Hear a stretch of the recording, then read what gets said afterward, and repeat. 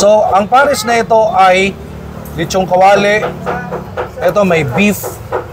Kaya siya kung tawagin, mixed pares kasi lechong kawali and beef. So, it comes with fried rice.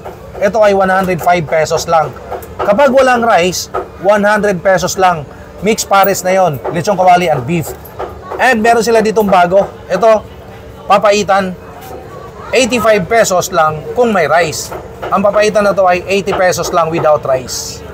Guys, andito ako sa famous dito sa Maypaho, Caloocan. Tapat lang ng Pure Gold ang Jimmy and Michelle. Since 2016 pa ito. At alam nyo ba, ito raw yung nagpauso ng lechon pares sa Manila. Since 2021. So ito yung lechon pares pero ano na siya ngayon? Elevated dahil may beef na eh. Kumbaga mix. Tingnan natin. Tiki man time.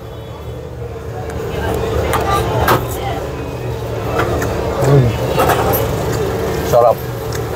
Promise. Rice.